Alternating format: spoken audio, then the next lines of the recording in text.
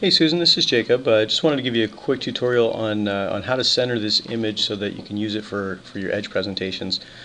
So first thing I usually do is I zoom in on it a bit, especially if it's really small like this one. You can do that by holding down your control key and hitting the plus sign on your keyboard. And let me get in there. There we go. So that'll zoom you in. You can see it loses clarity when it's zoomed in like this, but it's a little bit easier to work with in terms of centering things. So the next part of this is determine how tall it is right now. So go to Image, go to Resize, and right now this image has a height of 93 pixels, a width of 125.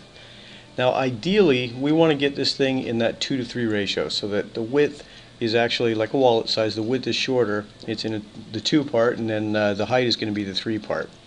So in this case we're bound to the height in terms of what we really want to deal with here. If we want to do 2 to 3, well, let's say we'll make this one 75 and see what it does to the width.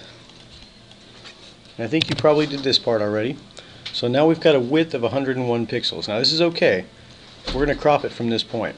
But we've got the height right now, so now we can work on just isolating the part we want here. So what I would do is I would pull out a section here, centering on the middle of his head, and you can use the selection tool up here on the left. Start on the middle of his head and just kind of gauge where you want the outside edges of this picture to be. Now if it's right at his shoulders, great. If it's a little farther than that, something like this, you want to select it, then go up to Image and Crop to Selection. That's going to be the easiest way to yank out the other stuff.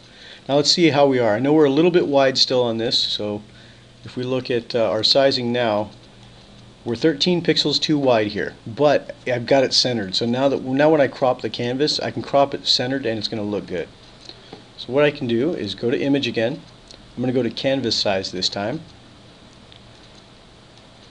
And what I'll do is on the width, I'm going to make it 50 pixels.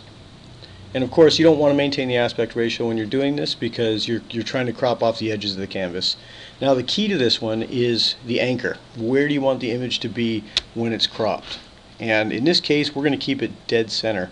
We want it to just basically shave off the right and left, and obviously it's going to be 6.5 pixels off each side. But once we do that and hit OK, you can see that it trims off the other stuff. So his head's still in the middle here, which is good. That's what we wanted. But we still managed to get both of his shoulders into the picture.